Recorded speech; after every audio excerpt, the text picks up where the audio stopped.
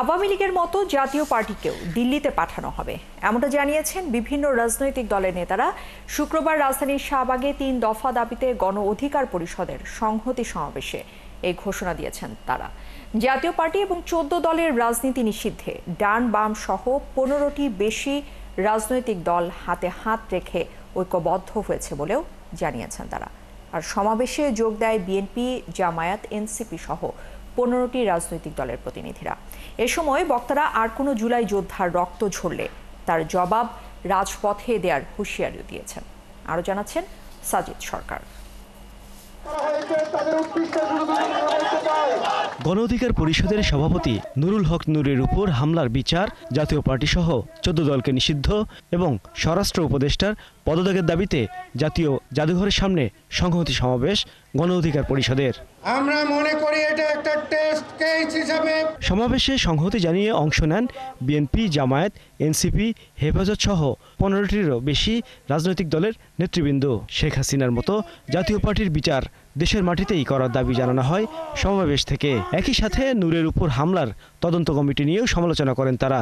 আপনাদের সংস্কার করতে হবে পুলিশ বাহিনীর মধ্যে, আপনাদের সংস্কার করতে হবে বিজিবির মধ্যে, আপনাদের সংস্কার করতে হবে এই নৌবাহিনী, বিমান বাহিনীর মধ্যে।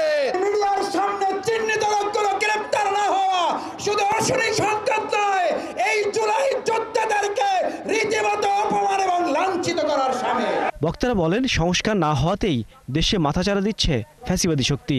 অনতিবিলম্বে প্রশাসন সহ গুরুত্বপূর্ণ জায়গায় দ্রুত সংস্কারের দাবি ওঠে সমাবেশ থেকে। এ সময় প্রজ্ঞাপন জারি করে জাতীয় পার্টিকে নিষিদ্ধ করার দাবিও তোলেন বক্তারা। ১৪, ১৮ আর ২৪-এর নির্বাচনে আওয়ামী লীগকে শক্তি জুগিয়েছে, সেই শক্তির বাংলাদেশে রাজনীতি করার কোনো সুযোগ নেই।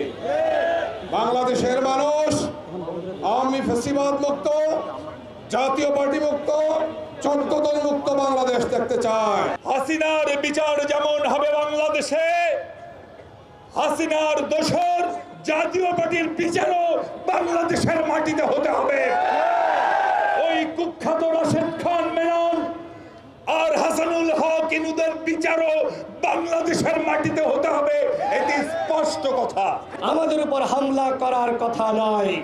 সুতরাং সেনাপ্রধানকে বলবো, পুলিশ প্রধানকে বলবো, যারা এই ঘটনায় জড়িত তাদেরকে চিহ্নিত করে অবশ্যই তাদের বিরুদ্ধে ব্যবস্থা নিতে হবে। অন্যথায় আপনারা এই দায় এড়াতে পারবেন না।